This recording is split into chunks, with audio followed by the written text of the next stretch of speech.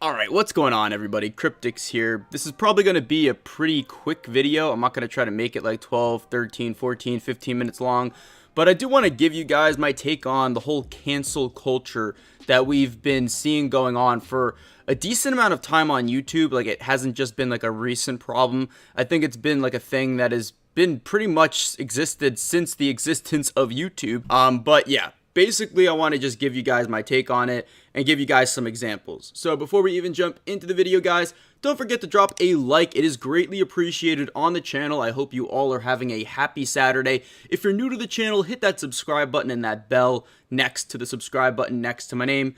So let's talk about it. So I think one of the more recent examples that we can kind of talk about cancel culture, and you know what, as a matter of fact, let me tell you guys or explain to you what I think cancel culture is.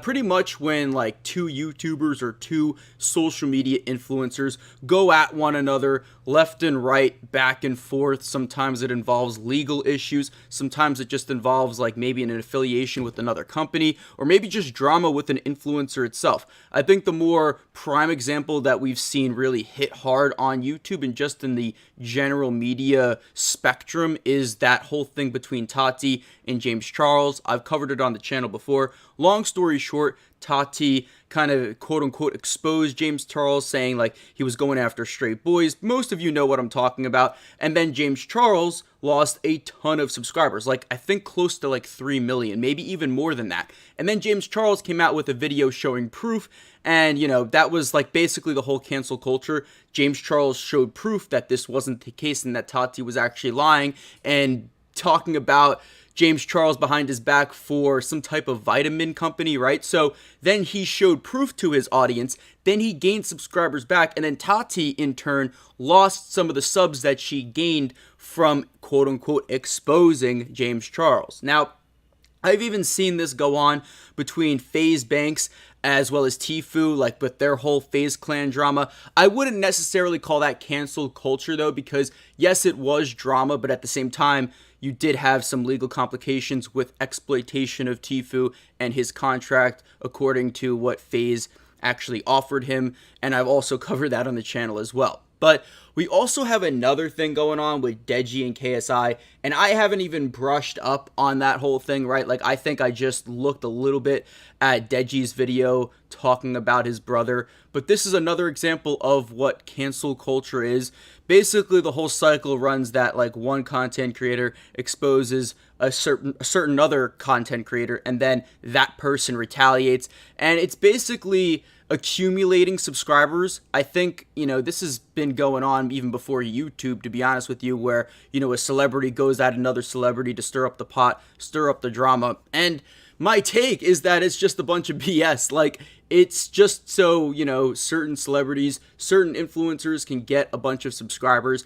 Even though Tati didn't have any actual proof about James Charles, she still got a ton, and I'm talking a ton of subscribers. And yes, maybe she lost like 500,000 or something like that, but the difference, the net difference, is that she gained like 2 million at least. It might even be more than that at this point in time. And that video that she made, that 40-minute long video that she made about James, that got like, I don't even know. Last time I checked, it had like 30 million views, which is probably close to the equivalent of some people's salary. And I'm not hating on that, you know, that's whatever, like, you know, get your money, secure the bag, right? But that is essentially what cancel culture is. People like juicy drama, they like this, and I just haven't been a fan. Like, I've been seeing this happen a lot more often now, ever since that whole Tati and James Charles thing. Deji and KSI, for all we know, could be doing this behind the curtains, snickering in the back while the audience basically subscribes and unsubscribes from, you know, Deji and KSI's YouTube channel. Same thing with, you know, James Charles and Tati, even though I think that was a little bit more serious. But nevertheless, we're seeing this happen a lot more, and I just want you guys to understand, like, it could, I'm not saying it totally is 100% of the time, but it could be so that, you know, A and B YouTube channels can get, you know, a bunch of subscribers from a bunch of drama that actually doesn't exist. So that's just my take on it, guys. I know that was a pretty quick video, but don't forget to drop a like. It is just so greatly appreciated. I don't expect this video to get a ton of views, but if you want to share it with a friend or a buddy that likes this type of content, do so right now. You just have to hit that arrow on the top right hand screen, copy the link, send it to your buddy through iMessage or whatever phone carrier you have.